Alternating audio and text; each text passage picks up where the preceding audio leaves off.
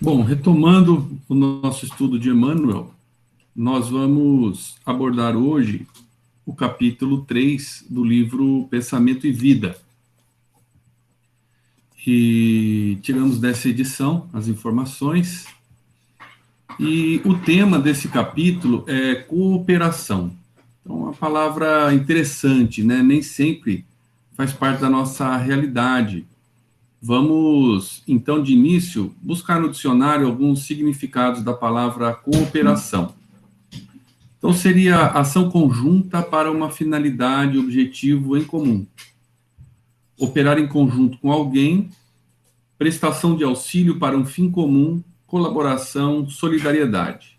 A gente vê que as concepções dessa palavra no dicionário são um tanto amplas.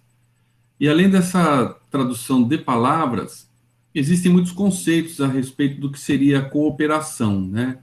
Então, segundo Richard Sennett, cooperação é um conceito abrangente que reúne várias formas de organização de pessoas em que não haja a exploração de uma pela outra e em que todas visem atingir seus objetivos. E isso porque esta palavra, pessoal, ela tem sido bastante utilizada em empresas. Então, as empresas se esforçam hoje para terem ambientes cooperativos e não competitivos, né? E quando a gente busca na internet sobre cooperação hoje em dia, aparecem muito essas questões organizacionais internas a empresas. E esse mesmo autor ainda coloca que a cooperação é a habilidade que fundamenta a construção do conhecimento. Isso é bastante interessante, né? Pois somos animais sociais. Para sermos nós mesmos, ou seja, sujeitos, indivíduos, temos que primeiro dialogar, cooperar, observar, copiar, imitar, para só depois nos individualizarmos. E é interessante que quando vemos o que acontece com a criança, né, ela inicia a vida dela cooperando, inicia a vida dela imitando, copiando, observando, né? E mesmo essa questão do diálogo é um aspecto fundamental, né, na construção do conhecimento, e isso hoje, como eu disse, faz parte bastante dos ambientes industriais, né, e empresariais, né? E aí a gente vê nessa figura essa imagem, né, das engrenagens da construção da mente, elas, para que tenham um objetivo superior, elas se fundem. E uma outra tradução para esta palavra seria agir ou trabalhar junto com outro ou outros para um fim comum, né? E essa questão do diálogo e da construção do conhecimento, ela se inicia dentro desse ambiente cooperativo lá com Sócrates, né? E a professora Ivênia, que já deu algumas palestras, citou Sócrates e até esses mesmos exemplos, mas eu acho que ele cabe muito aqui para nós. Então, Sócrates, ele visitando a pitonisa de Delfos, ela disse a ele que ele era o homem mais sábio da Grécia. E ele ficou preocupado com aquilo, intrigado com aquilo, e ele saiu conversando. Então, ele conversou com agricultores, artesãos, pessoas de todos os tipos, e ele questionava os conhecimentos que essas pessoas tinham, e ele foi percebendo que, em realidade, ele não sabia quase nada do que essas pessoas sabiam. Ele não sabia plantar, não sabia fazer uma sandália de couro, né? Então, quando ele conversou com essas pessoas, após essa fala da pitonisa, ele disse o seguinte: só sei que nada sei, né? E aí ele criou várias teorias, né, várias das suas posturas filosóficas, quando ele diz que só se pensa com o outro. Então ele tem a tese e a antítese. Ou seja, eu coloco o meu pensamento e esse meu pensamento é rebatido por alguém. Esse é o objetivo do diálogo. Então eu falo o que eu penso, a pessoa reage, diz o que ela pensa, e com isso vai se compartilhando o conhecimento, e é neste processo que ele chamava de dialética que se chega à verdade. E além dessa questão de que a verdade ou conhecimento, como tinha no slide anterior por Janet, ela é partilhada e construída em conjunto, ele baseou nisso a importância da humildade, porque a gente, num grupo, vivendo em sociedade como vivemos, nós não somos autossuficientes, né? Toda a nossa vida é dependente de outras pessoas, não só na construção do conhecimento, como para que tenhamos casa, carro, saúde, um computador que a gente usa, tudo é dependente do esforço de várias pessoas. E também é interessante a imagem que ele usa, que ele aprendeu isso com a mãe dele, que era parteira, então ele via que o parto é uma soma da parturiente e da parteira, e nisso nascia a ideia, né, a maiêutica. Então, na realidade, segundo Sócrates, uma coisa que eu penso sozinho é só minha opinião. Para que aquilo se torne uma representação da verdade momentânea, porque a verdade pode mudar, mas a verdade momentânea só é obtida pelo diálogo. Quando eu converso, recebo um contraponto, e aí eu construo um saber, ele pode se aproximar da verdade. Enquanto aquela pessoa que pensa por si própria e não divide o que pensa com ninguém, na verdade, aquilo não é só a opinião dela, né? É bem interessante o pensamento dele. E aí, feita essa pequena introdução geral dessa questão de cooperação, vamos entrar em Emmanuel, no capítulo 3 do livro Pensamento e Vida. Então ele diz o seguinte: para que alguém dirija com êxito e eficiência uma empresa importante, não lhe basta a nomeação para o cargo. Então a gente percebe que Emmanuel começa com uma metáfora que seria: se você fosse mandar nos outros, como seria? Né? Falando de uma forma assim, direta, popular aí, né? Ele construiu uma metáfora de uma empresa onde você seria o chefe, certo? Então, se você for dirigir uma empresa ou mandar os outros fazer as coisas, como seria? E é interessante ele ter escolhido esse exemplo, porque nós, usualmente, somos cheios de certezas. E a gente está sempre ditando regras e acreditando que nós temos as informações e a visão correta, que a nossa visão ela é importante, ela é sábia, né? Então, ele comenta de início isso, que para que a empresa tenha êxito, não basta a nomeação para o cargo, ou seja, não basta você se autodecidir ou que alguém te coloque lá como chefe. Exige-se-lhe um conjunto de qualidades superiores para que a obra se consolide e prospere. Não apenas autoridade, mas direção com discernimento. Não só teoria e cultura, mas virtude e juízo claro de proporções. Veja que interessante. Então, não é só a nomeação, não é só o fato de eu achar que eu estou certo e tenho uma opinião. É necessário qualidades superiores para que a empresa prospere. E aí eu destacaria a direção com discernimento, o bom senso, e a virtude e juízo claro de proporções. É interessante essas palavras que ele escolhe, né? E Haroldo Dutra fala muito, cita muito Emmanuel, e ele diz que ele é um artesão de palavras, que cada palavra que ele escolhe tem um significado bem profundo, que não seria possível substituir por outra. Então, se a gente for meditar sobre algumas dessas palavras, né, discernimento seria a capacidade de compreender situações, de separar o certo e o errado. Virtude, né, virtude e juízo claro de proporções. Virtude é uma qualidade do que se conforma com o considerado correto e desejável. Conformidade com o bem, com a excelência moral e de conduta. Veja que palavra interessante que escolheu Emmanuel para elencar aqui os atributos necessários à cooperação e à coordenação, né?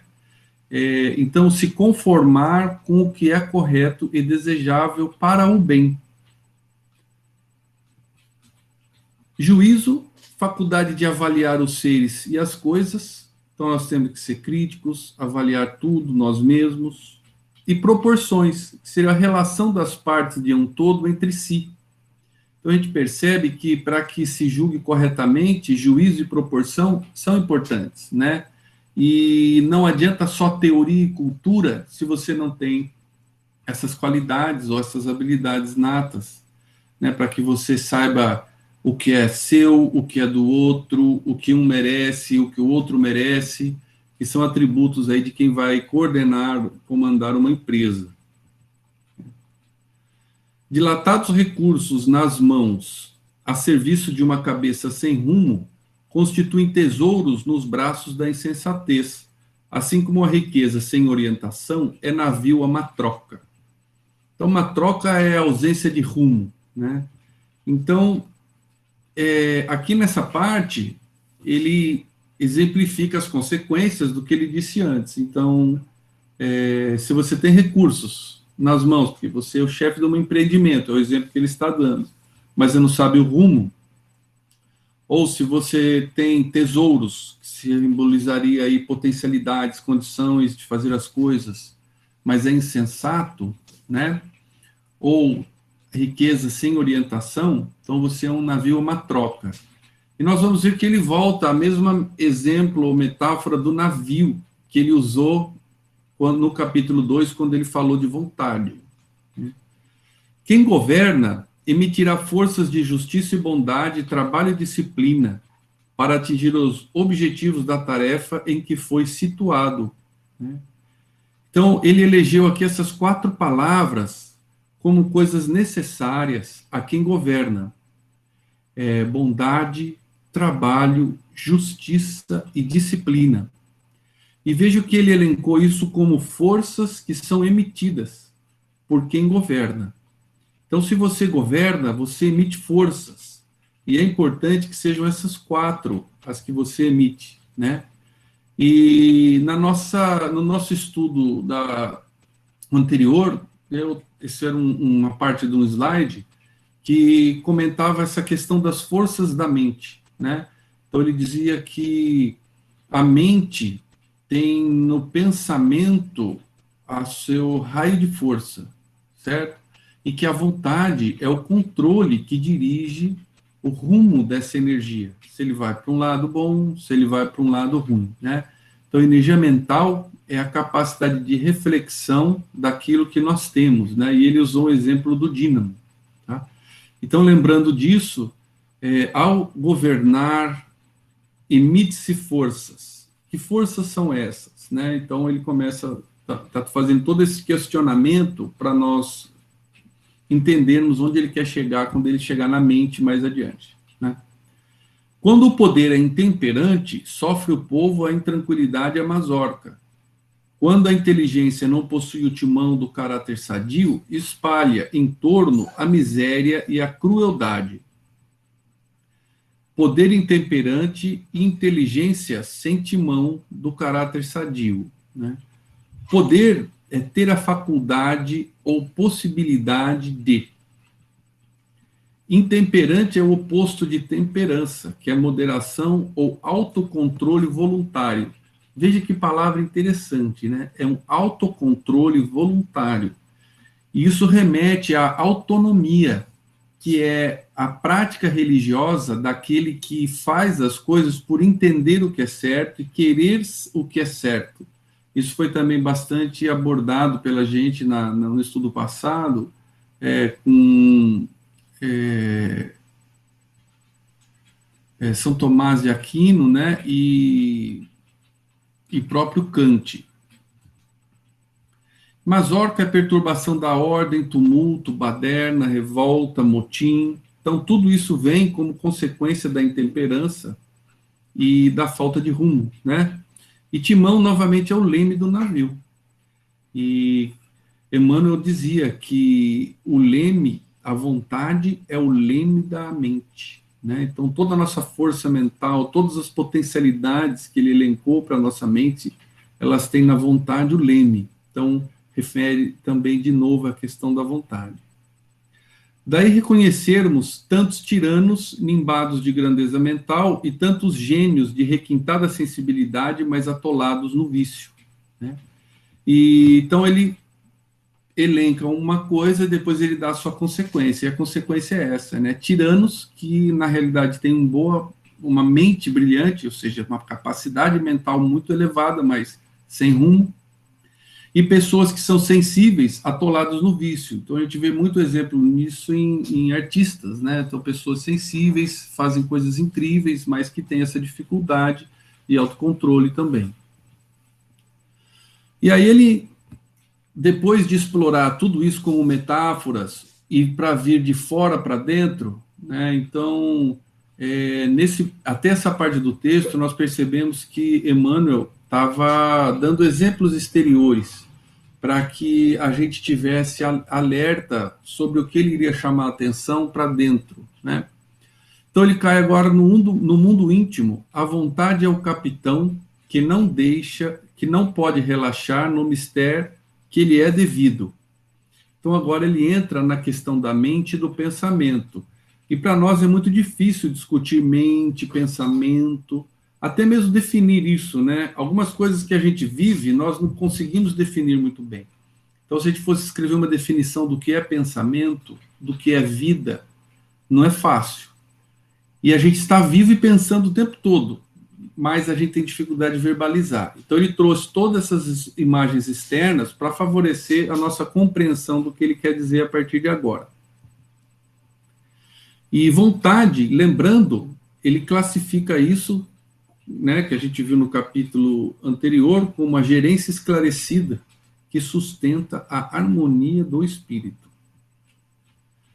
E assim como o administrador de um serviço reclama ajuda de assessores corretos, a vontade não prescindirá da ponderação e da lógica, conselheiros respeitáveis na chefia das decisões. Então ele elenca 2 assessores importantes para o administrador, né? A ponderação e a lógica. Então ele remete bastante aqui ao raciocínio, né? Então ponderação é a qualidade de quem age com reflexão, meditação. E lógica é a parte da filosofia que trata das operações intelectuais que visem a... Deixa eu deixar a pessoa entrar aqui, desculpa. Que visem a determinação do que é verdadeiro ou não, né? Então, a ponderação e a lógica, ou seja, meditar, refletir, avaliar e decidir o que é verdadeiro ou não, são coisas muito importantes para um administrador, e ele elenca isso como os assessores aqui da vontade na mente, né? Urge que o senso... Agora é interessante isso, né? Então, apesar da vontade ter esses cooperadores, esses assessores, agora ele diz, no entanto, urge que o senso de cooperação seja chamado a sustentar-lhe os impulsos. Senso de cooperação, né? Urge é uma ação de ser urgente, inadiável ou indispensável, né? E aí a gente pode se questionar, né? Mas por que, além da lógica e ponderação, a vontade deve ser sustentada pela cooperação? Então, quando eu li isso, eu tive uma certa dificuldade, eu demorei até entender isso, eu li muitas vezes esse capítulo tentando extrair realmente o fundo dele, sabe? Então, por que o senso de cooperação seria tão importante? Urge, ou seja, inadiável, indispensável. E aí ele continua, agora ele vai dar mais alguns exemplos. Então, nas linhas da atividade terrestre, quem orienta com segurança não ignora a hierarquia natural que vige na coexistência de todos os valores indispensáveis à vida. Então, hierarquia natural na coexistência de todos os valores indispensáveis à vida. Então, vige é estar em vigor, em andamento, disse as leis, né? Então, existe uma hierarquia natural que está em vigor na vida e coexiste, né, para que todos os seres coexistam. Isso nos dá também muita ideia de que todos os seres têm o direito à coexistência, ou seja, eles têm a mesma importância.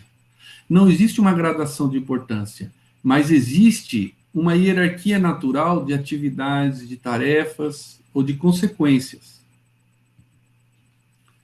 E ele dá mais um exemplo. Na confecção de um agasalho comum, o fio contará com o apoio da máquina, a máquina esperará pela competência do operário, o operário edificar-se-á no técnico que lhe supervisiona o trabalho, o técnico arrimar-se-á na diretoria da fábrica e a diretoria da fábrica equilibrar-se-á no movimento da indústria, dele extraindo o combustível econômico necessário à alimentação do núcleo de serviço que ele oferece os ditames. Então, ele mostra aqui a sequência, né, das coisas dentro dessa hierarquia, e cada parte tem a sua função. E aí, juntando um pouco todas as palavras que ele já trouxe, as mais importantes do meu ponto de vista, então nós podemos dizer que a vontade, que é o capitão da mente, ela necessita de lógica e ponderação, mas a lógica e a ponderação estão apoiadas na cooperação, que ele trabalha como uma lei. Eu procurei no Pão Nosso a palavra cooperação, e por várias vezes ele cita ela como uma lei de cooperação. E a cooperação, para que ela seja eficaz, ela depende de discernimento, juízo, justiça, bondade, virtude. Todas palavras que ele já trouxe, que ele já contextualizou, dando exemplos externos das coisas. Observamos assim que no estado individual, a vontade, para satisfazer a governança que lhe compete, sem colapsos de equilíbrio, precisa socorrer-se da colaboração, a fim de que se lhe clareie a atividade. Então, vejam que interessante, né? A vontade, ela precisa da colaboração, né? Para que haja equilíbrio, né, dentro desse aspecto, né, para que a governança seja adequada, né.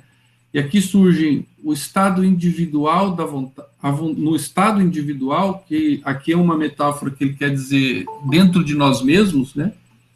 Então, o estado individual seria nós dentro de nós mesmos,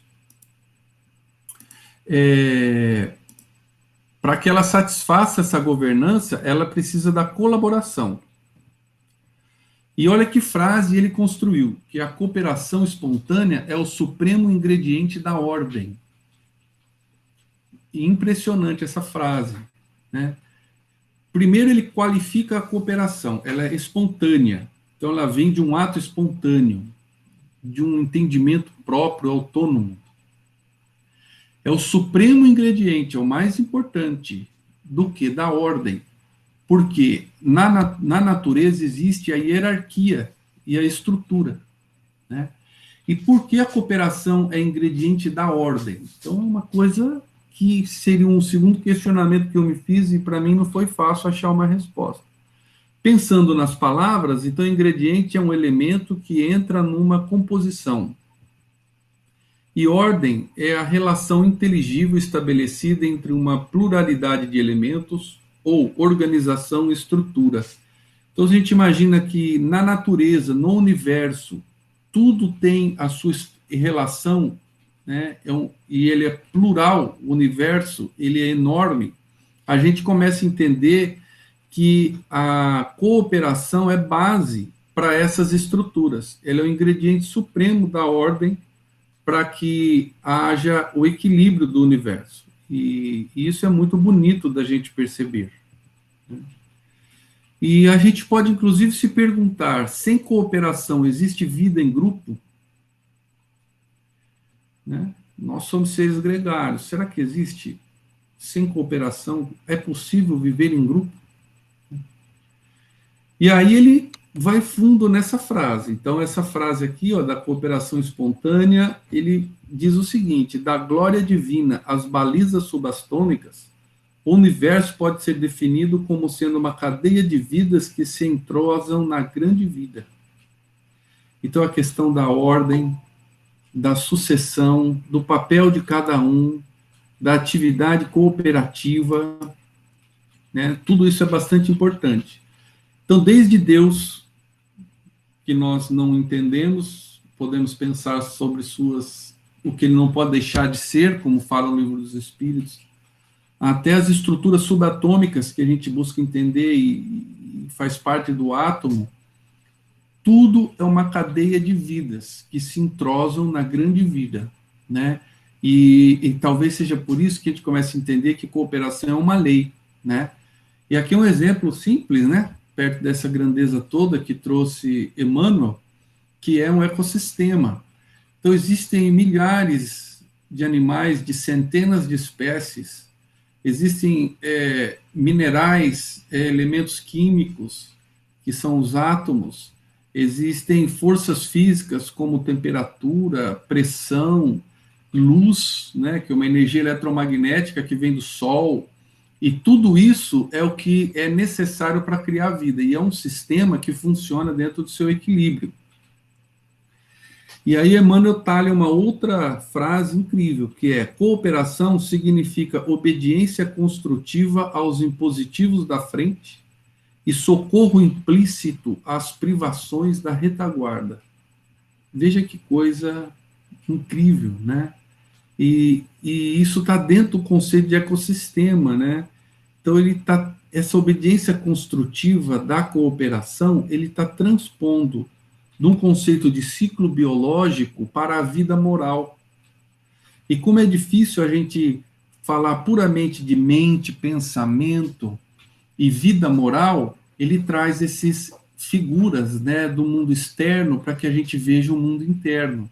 Então, obediência construtiva, cooperação, é uma obediência construtiva aos impositivos da frente, aquilo que eu preciso continuar fazendo, mas também um socorro implícito àquilo que está atrás. Bastante interessante, né? Bastante bonito. E ainda continuando nessa frase, eu consegui extrair um pouco de que cooperação, uma outra forma de dizer, agora com minhas palavras, seja talvez um trabalho moral não remunerado e silencioso que move as engrenagens do amor ao próximo e à vida.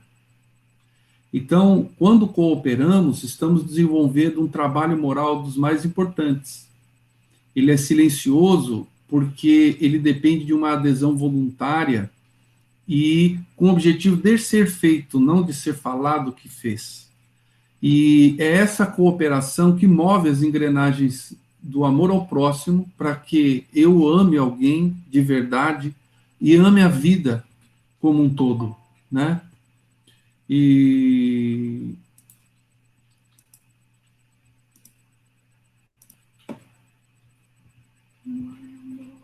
impositivos, né, destrinchando um pouco aqui as palavras, é que não se pode dispensar, é necessário. Implícito, é contido numa proposição, mas não está expresso formalmente. Então, cooperação, à frente, é obediência.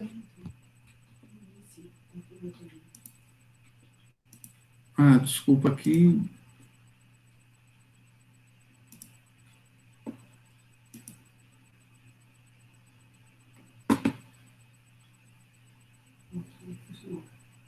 Vocês estão vendo novamente a minha tela? Então, avaliando essa frase, né, cooperativa significa obediência construtiva, então, aos impositivos da frente, ou seja, coisas que eu não posso dispor, são necessários. E implícito, ou seja, é uma coisa também necessária, mas que não está expresso formalmente, aos impositivos da retaguarda. Então, cooperação à frente, obediência construtiva, atrás, socorro às privações. Então, à frente é a nossa meta evolutiva de felicidade. Então, quando eu estou olhando à frente, coopero com o futuro, eu estou cooperando a construção da minha felicidade.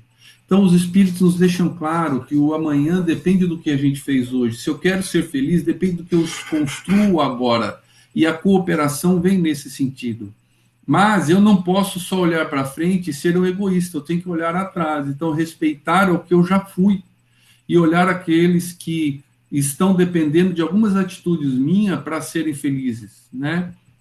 E aí eu volto com aquela ideia de lei de cooperação, que algumas vezes a gente vê escrito dessa forma por Emmanuel, é a fórmula de ajuste aos processos de evolução. Então, sem cooperação, nós não nos ajustamos aos processos evolutivos. E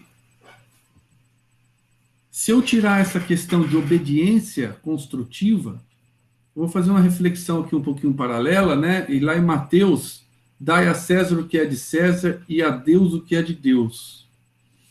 Isso não é obediência, pessoal?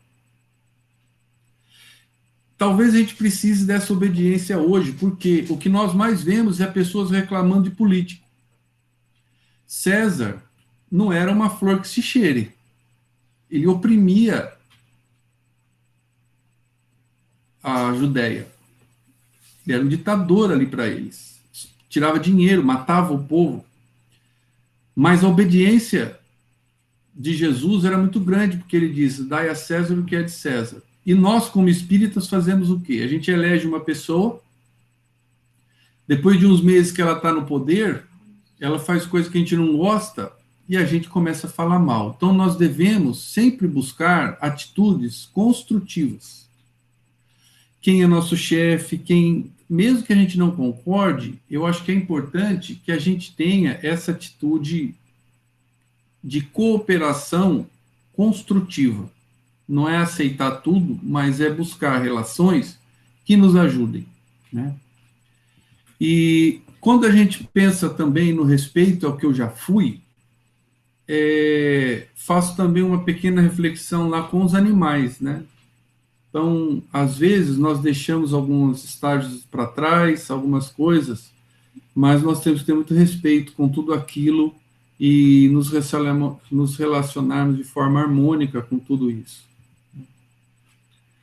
E aí, Emmanuel termina com esta frase: quem ajuda é ajudado, encontrando em silêncio a mais segura fórmula de ajuste aos processos de evolução.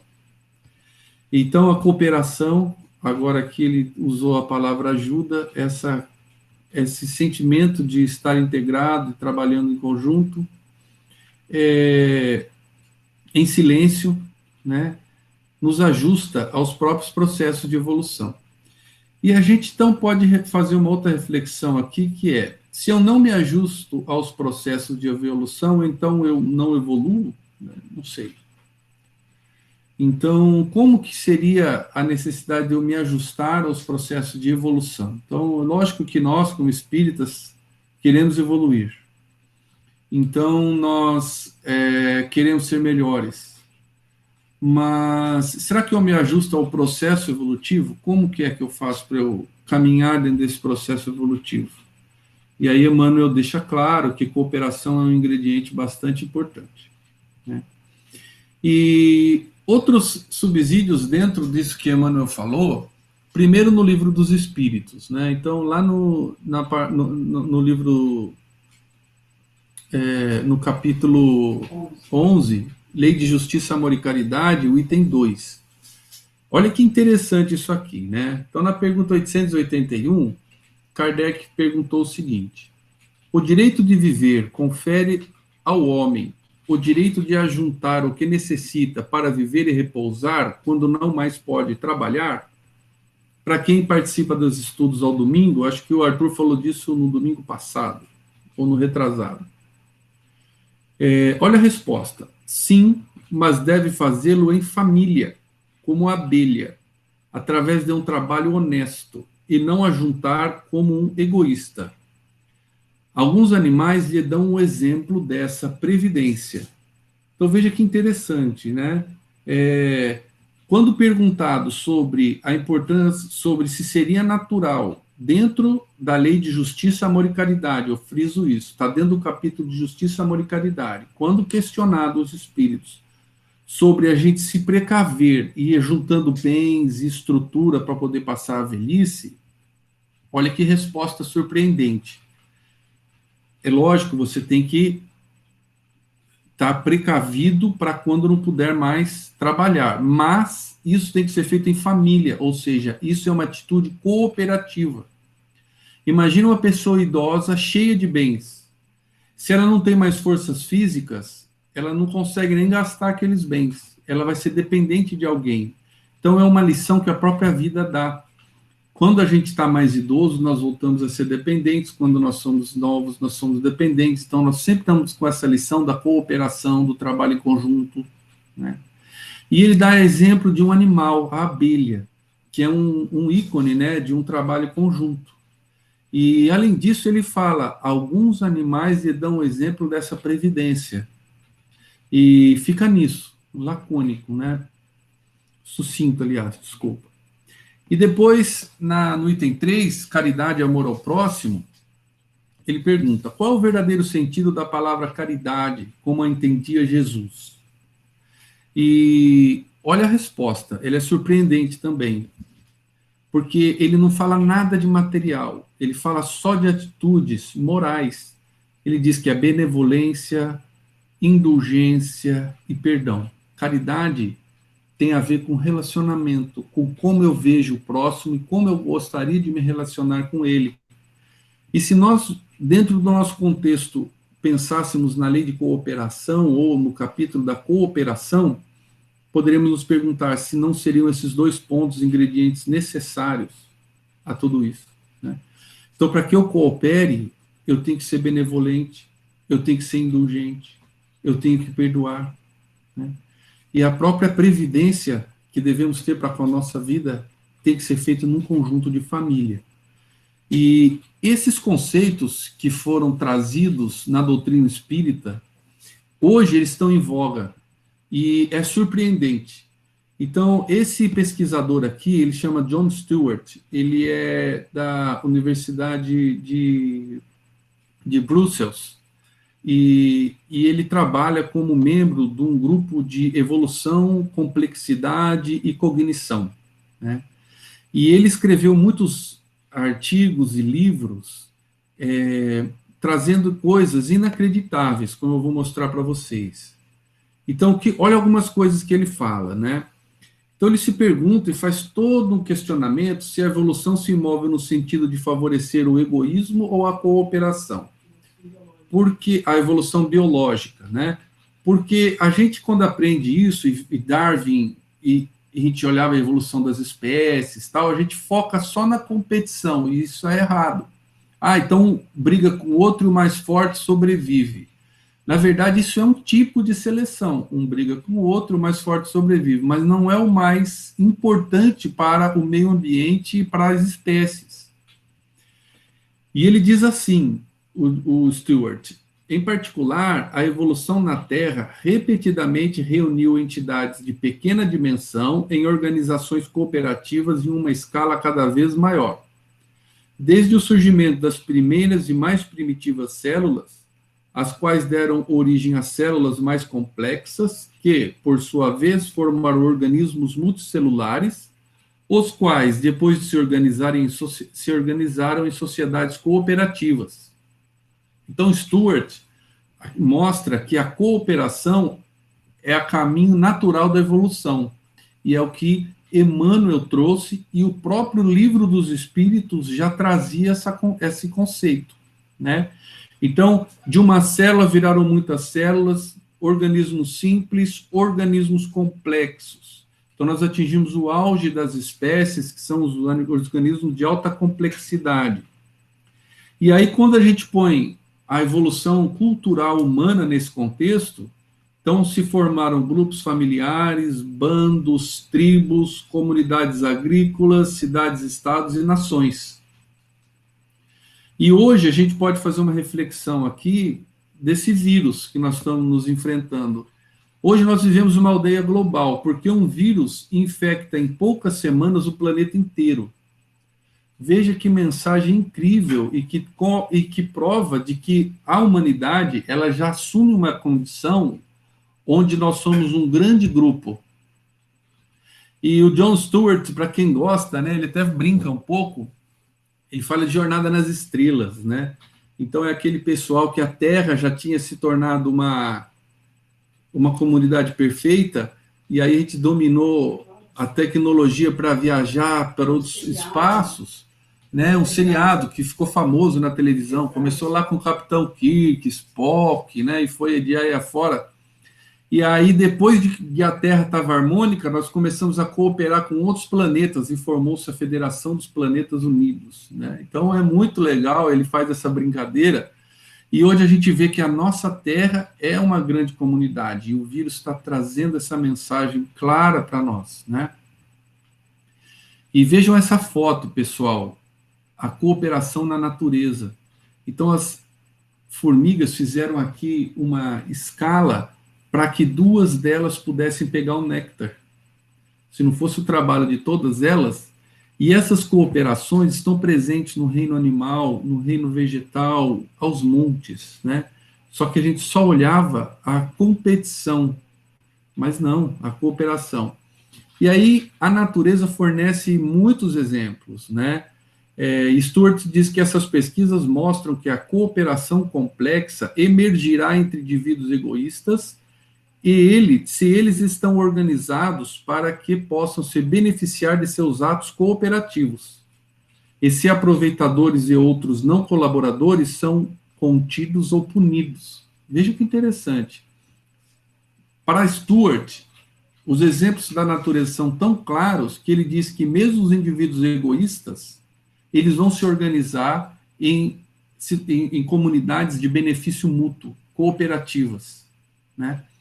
E essas setas verdes e essa seta azul aí é para me lembrar o seguinte, que um dos exemplos é que é tão complexa a comunidade das formigas que quando elas saem, elas andam em 3 fileiras.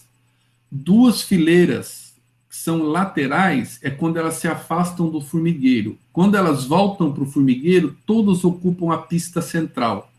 Então, até onde ela anda tem a ver, é estruturado, é um negócio incrível, né? As abelhas, que são exemplos muito importantes para nós, né? São ícones aí, abelhas e formigas. Então, existe toda uma divisão de tarefas, cada um faz a sua tarefa, e a ideia é a cooperação para o grupo, pois a sobrevivência de cada um indivíduo depende do grupo. No oceano, nós temos muitos exemplos, então vejam aqui esse peixe ao centro, no alto, tem um peixinho lá dentro, limpando a guelra dele, comendo parasitas, e ele fica ali esperando. A tartaruga, ela vai em lugar onde tem determinados tipos de peixe, e ele come as algas e parasitas que crescem no casco dela. Essa amoreia aqui embaixo, é um animal assim, manchadinho, né? Tem um camarãozinho comendo dentro da boca dele os restos de sujeira. E esse tubarão, vejam, tem peixes lá dentro do tubarão, né? E aí o pessoal pensa, mas será que o tubarão não come esse peixe? Provavelmente algumas vezes sim, mas evolutivamente ele percebeu que a refeição comer esse peixinho aí é tão pouco para ele, que é muito melhor ele deixar a boca aberta e o peixe vir limpar e ele ficar livre de doenças, né? Então, essas situações, esses exemplos, eles são presentes em toda a natureza, né? Então, Stuart diz que a cooperação está associada ao surgimento de uma sociedade sustentável e marcada pela cooperação em todo o mundo. Ele prevê isso. Tal como acontece com as cooperações em todos os níveis, a sociedade global diminuiria conflitos internos e competições destrutivas, incluindo a guerra e a poluição. Isso é o que ele prevê. E Grunbaum é um outro pesquisador, ele é americano-alemão, ele também alerta que a cooperação nunca significa ausência de conflito de interesse. Então, nós não vamos imaginar que vamos virar santos cooperativos. Há conflitos de interesse. Eu quero uma coisa, o outro quer outra. E a gente vai negociando. Cooperação, para ele, significa regras para negociar conflitos de forma que eles se resolvam e que todos saiamos ganhando, né? Então, é muito parecido com o que no próprio Lei de Justiça, Amor e Caridade, quando pergunto para os espíritos, né, como que eu vou saber os limites do meu direito? Então, ele fala que o melhor limite do seu direito é saber o que é bom para você mesmo. Porque sabendo como Deus fez, eu percebo o que é bom para mim, se eu penso que o outro também vai achar bom aquilo, então eu cedo para o outro. Então, eu não quero só o meu, mas eu quero o nosso, né? E isso é bem interessante. John Stuart ainda disse que gente disposta a cooperar e alinhada com o bem-estar da coletividade tem, portanto, perfil alinhado com a sociedade do futuro. E os que fogem desse figurino, como ditadores, extremistas religiosos, racistas, xenófobos e outros inveterados pregadores e praticantes da desigualdade, o que vai acontecer com eles, né? Quem for incapaz de fazer a transição para os novos tempos será descartado à maneira de uma experiência evolutiva que falhou. Veja que interessante, como ele é biólogo, e ele nem fala em Deus, né? Mas ele fala que a sociedade está aí. Quem não conseguir vai ser descartado como uma experiência evolutiva que não deu certo. Olha o que ele diz agora, pessoal. A humanidade já se aproxima do limiar crítico de transição evolutiva, algo que os avanços da genética e na física já estão sinalizando. Então, ele, vendo a humanidade, percebe que estamos numa transição para uma nova sociedade cooperativa. E a observação serve de alerta. Aqueles que quiserem fazer parte do primeiro grupo devem pôr mãos e mentes à obra o quanto antes. Então, vocês imaginam que se isso daí é igualzinho o mundo de regeneração, pessoal. A nossa linguagem religiosa fala da terra de regeneração. Não, mundo de regeneração, nós vamos mudar. Esse cara, só de pensar e ver as coisas acontecerem, ele chegou à mesma conclusão. Do mesmo jeito que chegou à mesma conclusão Sócrates lá atrás. Porque a verdade, ela está aí. Nós podemos acessar a verdade na medida que a gente se conecta com Deus, com o bem, com o conhecimento, né?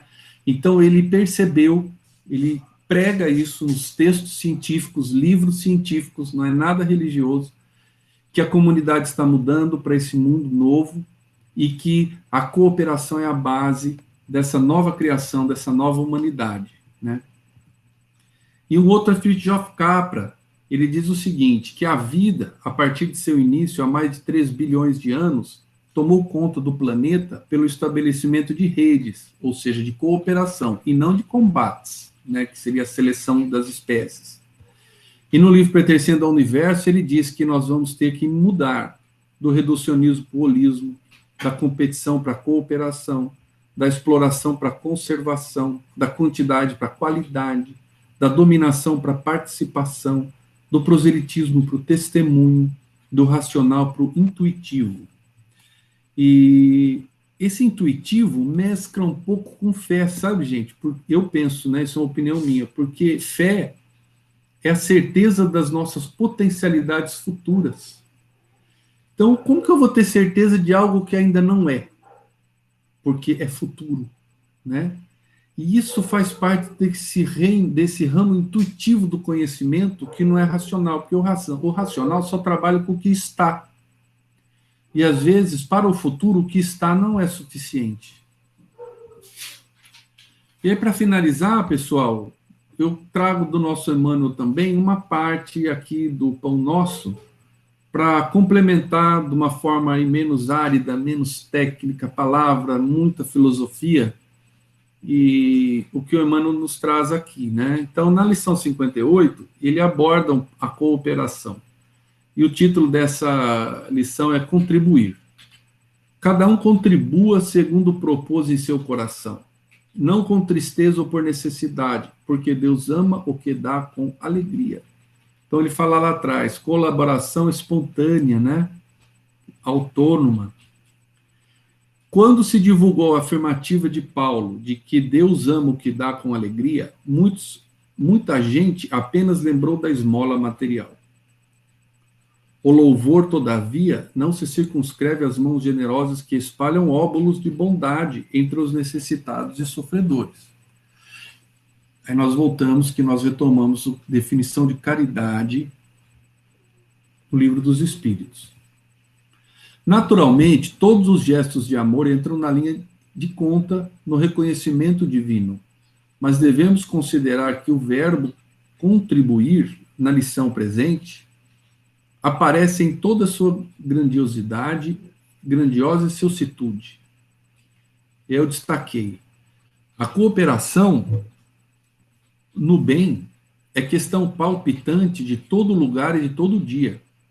Qualquer homem é suscetível de fornecê-la, Não é somente o mendigo que a espera, mas também o berço de onde se renova a experiência, a família em que acrisolamos as vontades de virtude, as conquistas de virtude, o vizinho, nosso irmão em humanidade, e a oficina de trabalho, que nos assinala o aproveitamento individual no esforço de cada dia. Então, neste comentário, nessa frase em particular, de contribuir, a cooperação é mostrada em toda a sua grandeza, e ela se mostra alinhada, e Stuart se mostra alinhado com o que disse aqui Emmanuel sobre cooperação. Eu digo assim porque Emmanuel foi anterior a Stuart, né, ao dizer isso aqui. Sobrevindo o momento de repouso diurno, cada coração pode interrogar a si próprio quanto à qualidade de sua colaboração no serviço, nas palestras, ou seja, nas conversas que a gente teve, nas relações afetivas, nessa ou naquela preocupação da vida comum. Tenhamos cuidado contra a tristeza e sombras esterilizadoras. Má vontade, queixas, insatisfação, leviandade não integram o quadro dos trabalhos que o Senhor espera de nossas atividades no mundo. Mobilizemos nossos recursos com otimismo e não nos esqueçamos de que o Pai ama o Filho que contribui com alegria. Né? Então, quando a gente assume posições de queixa, reclamação, insatisfação, né? E sempre falar mal e emitir vibrações negativas, nós não estamos cooperando com o bem, né? E essa não é uma atitude que vai ser construtiva. E é isso que ele diz aqui. Então, controlar a tristeza e manter o bom ânimo são coisas aí importantes também. Então, era isso que eu tinha aqui para meditar, refletir com vocês hoje, pessoal. Espero que vocês tenham achado interessante. E nós vamos abrir aí, se houver oportunidade, para complementações ou coisas que vocês queiram concordar ou discordar, tá bom?